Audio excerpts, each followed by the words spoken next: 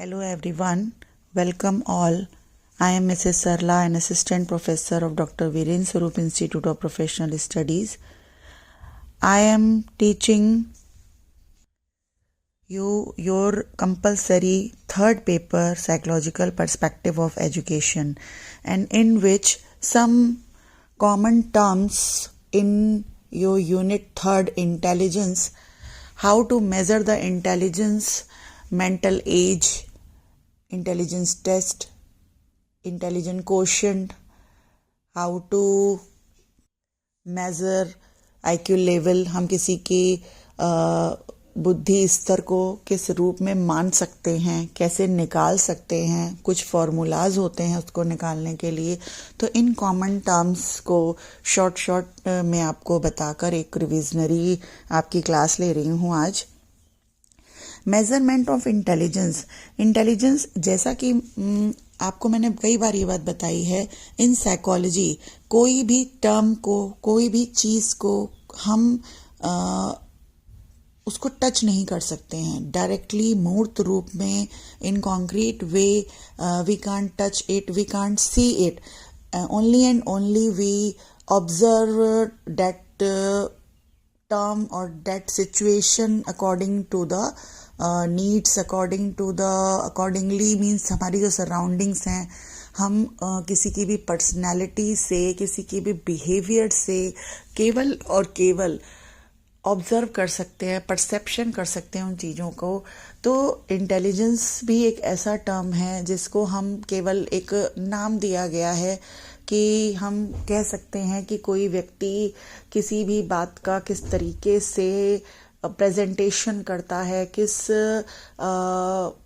एक टैलेंटेड वे में हमारे आगे उसको प्रेजेंट करता है, उसका सॉल्यूशन निकालता है किसी प्रॉब्लम का, या उस चीज़ को हमारे आगे रखता है, तो हम ये मानते हैं कि वो टैलेंटेड है, वो इंटेलिजेंट है। यानी कि मैंने किसी की मानसिक योग्यता को एक नाम दे दिया कि मानसिक योग्यता उसका मेंटली लेवल पे वो कितना ऊंचा है, कितना नीचा है, तो मैंने उसको एक बुद्धि का नाम दे दिया। Now question arises, how to measure this intelligence. इस इंटेलिजेंस को हम मेजर कैसे कर सकते हैं? क्या क्राइटेरिया है कि हम बोल देते हैं कि he is so intelligent person, he is so talented person, उसके अंदर बहुत कैपेसिटी है, बहुत एबिलिटी है, बहुत सा कॉन्फिडेंस है कि मतलब वो ये काम कर सकता है। तो साइंटिफिकली हम कहें तो जो एक पर्सन की जो मेंटल एबिलिटीज है उसको मेजर करना कि उसके अंदर कितनी और कौन कौन सी योग्यताएं हैं, इसके ऊपर सबसे पहले ध्यान दिया फेमस साइकोलॉजिस्ट एल्फ्रेड बिने ने, जो कि फ्रांस के थे। उन्होंने बताया कि मेंटल एज हम निकाल सकते हैं, और अगर हम मेंटल एज निकाल लेते हैं तो हम क्रोनोलॉजिकल एज, जो कि हमारी शारीरिक आयु होती है, जिसको हम तैथिक आयु, फिजिकल एज, बायोलॉजिकल एज हम बोलते हैं, मीन्स हमारी जो बर्थ डेट हमारी होती है, बर्थ ईयर हमारा होता है, उसके साथ कैलकुलेट करके हम इंटेलिजेंस का लेवल ज्ञात कर सकते हैं। तो सबसे पहला टर्म मेंटल एज का दिया था एल्फ्रेड बिने ने। इन्होंने कहा कि हम बुद्धि का जो एक स्तर है, या जिसको हम एक लब्धि का नाम देते हैं कि कितना हमारी बुद्धि किस स्तर तक हमारी जाती है, किस स्तर तक वो किसी प्रॉब्लम का सॉल्यूशन निकालती है, किस स्तर तक हम सोच सकते हैं। तो ये जो बुद्धि का जो लेवल है उसको मापा जा सकता है। और मेंटल एज जो है उसको एक निकालने का उन्होंने एक तरीका बताया था, जिसको मैं आज डिस्कस करने जा रही हूँ। उन्होंने जो मेंटल एज के बारे में जो कॉन्सेप्ट दिया वो 1908 में दिया था कि हम बुद्धि को माप सकते हैं, और उसके बाद बहुत से साइकोलॉजिस्ट ने इस पर काम भी किया था।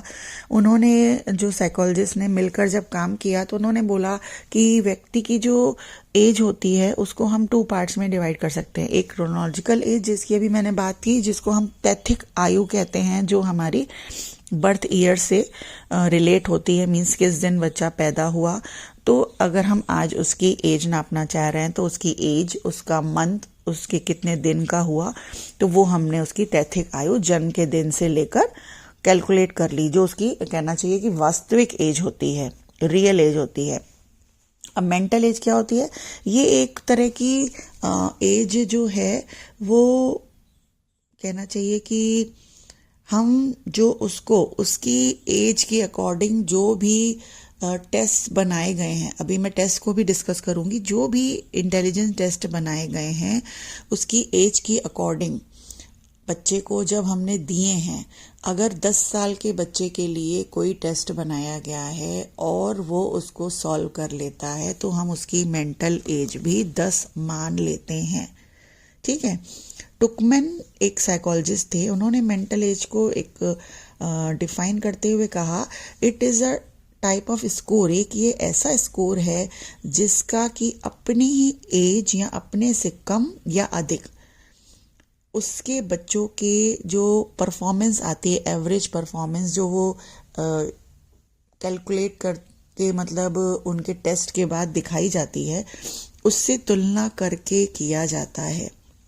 मीन्स अगर 10 साल के बच्चे ने 12 साल के बच्चे के बनाया हुआ टेस्ट सॉल्व कर दिया है तो हम उसकी मेंटल एज 12 मान सकते हैं।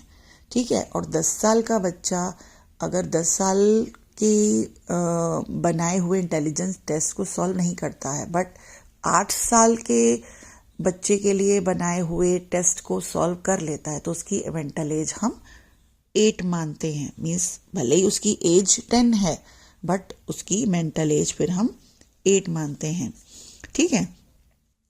कोई भी जो बच्चा होता है उसकी अगर रियल एज 6 ईयर मानते हैं अगर हम, और 8 इयर्स के बच्चे के लिए जो भी एल्फ्रेड बिने ने जो बुद्धि परीक्षण बनाए हैं, या उस एज के लिए कोई ऐसी कोई समस्या हम उसको दे सकते हैं कि हाँ वो उस एज का बच्चा, जैसे कि हमारे स्कूल में सिलेबस वगैरह होते हैं तो हम दे रहे हैं कि 6 इयर्स का है बट 8 ईयर की क्लास की प्रॉब्लम को वो सॉल्व कर लेता है, तो उसकी मेंटल एज 8 हो जाएगी।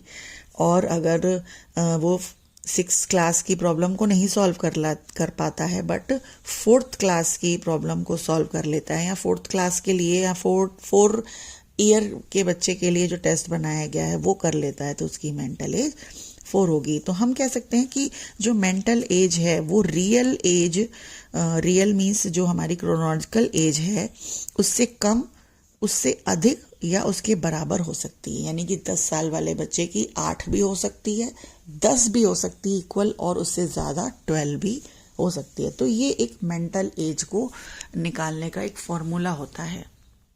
ठीक है। अब आ जाते हैं आईक्यू पे। अब मेंटल एज हमारी निकल गई, क्रोनोलॉजिकल एज हमें पता है, तो हम आईक्यू कैसे निकालेंगे? इंटेलिजेंट क्वोशिएंट जिसे कहते हैं, बुद्धि मापने के लिए सबसे पहला जो बुद्धि परीक्षण बिने और साइमन ने दिया था वो 1905 में दिया था। इसमें मेंटल एज को तो हमने मेजर करने का फॉर्मूला देख लिया।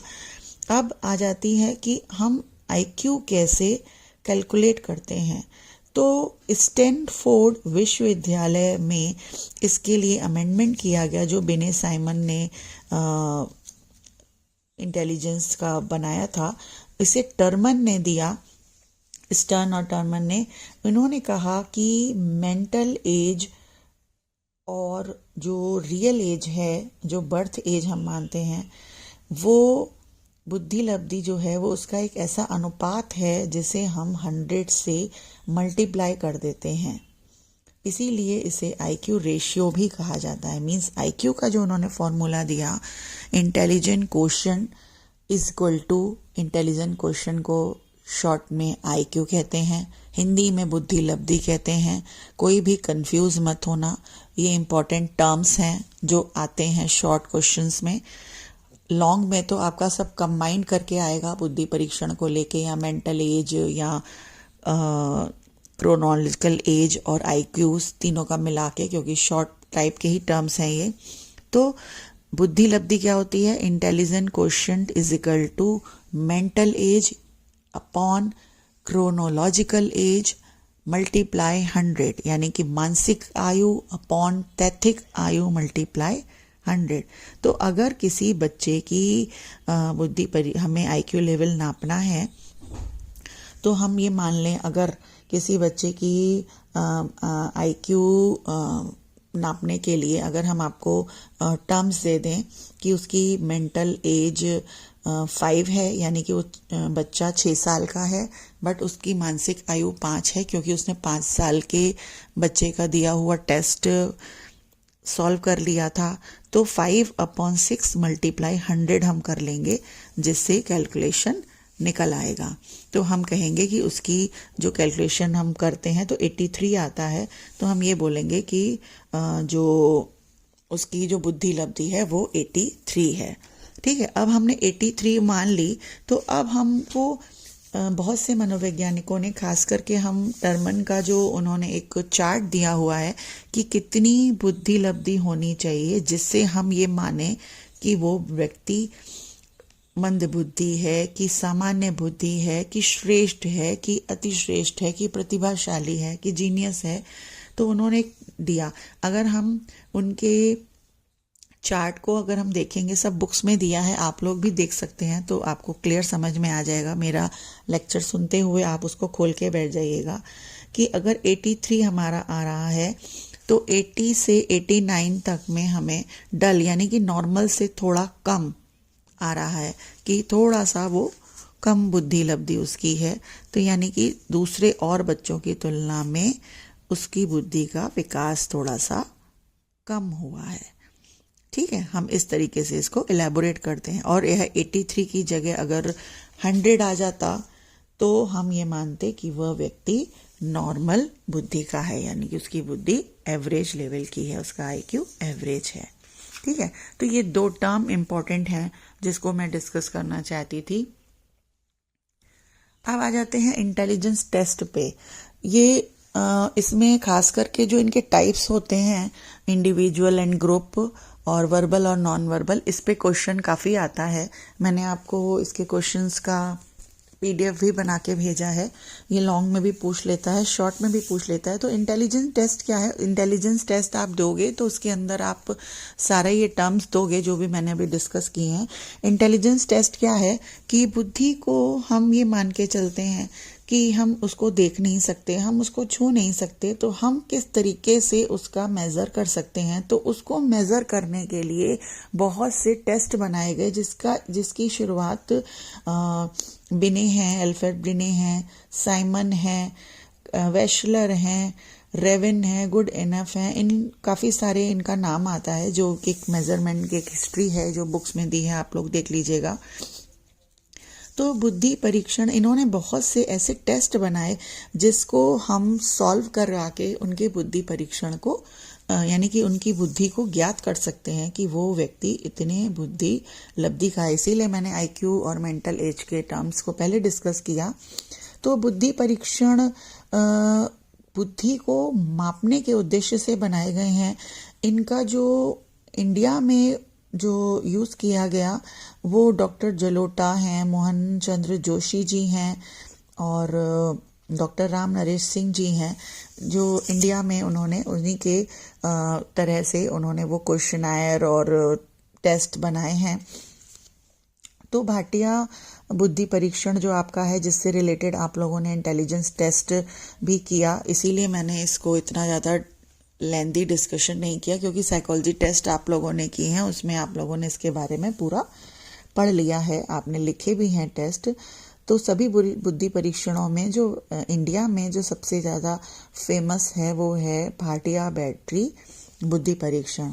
तो बुद्धि परीक्षण बुद्धि को मापने के उद्देश्य से बनाए गए हैं, और बुद्धि को मापने के लिए जो ये टेस्ट का निर्माण किया गया उसमें लोगों की भाषा पे ध्यान दिया गया, उन प्रश्नों की संख्या पे ध्यान दिया गया, कैसे उसको एडमिनिस्टर करना है, ठीक है, और उसको इंडिविजुअली करना है कि ग्रुप में करना है। बहुत से ऐसे चीज़ें हमारे सामने आई।